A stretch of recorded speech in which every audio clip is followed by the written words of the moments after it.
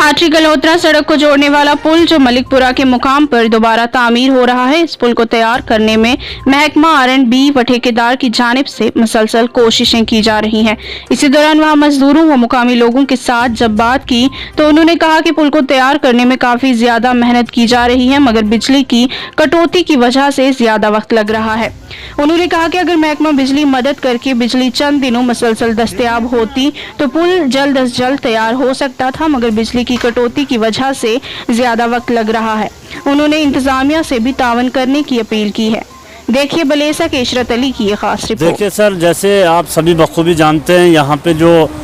मलिकपुरा के मकाम पे जो पुल का काम शुरू किया जा रहा है, जो R&B डिपार्टमेंट ने यहाँ काम किया है, ठेकेदार ने जिस तरीके से यहाँ काम शुरू किया था, तो यहाँ जो दिन ब दिन डिले हो रहा है, इसका मेन कारण जो है, अभी काम जो यहाँ चल रहा है, जो पूरा काम जो है वो सिर्फ वेल्डिंग पे डिपेंड है। काम जो होना है वो वेल्डिंग से किया जा रहा है।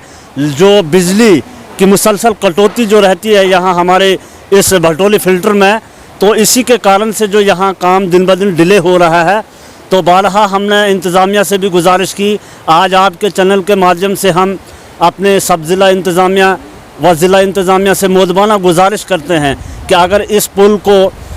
कुछ घंटों के अंदर या कुछ दिनों के अंदर, आज या कल के दिन मुकम्मल करना है, तो बिजली को जो है वो मुकम्मल यहाँ रखा जाए कंटिन्यू इस भटोली फ़िल्टर में। अगर बाकी इलाका जात जैसे जिक्यास गुंडो वगैरह का फ़िल्टर है, अगर उसमें ब्रेक दी जाएगी, इसको मुसलसल रखा जाएगा, तो मुझे लगता है काम यहाँ जो है बहुत जल्द कंप्लीट हो जाएगा, एक दिन के अंदर अंदर। क्योंकि सुस्त रफ्तारी से जो काम चल रहा है, इसका कारण ही है कि बिजली ना होने की वजह से।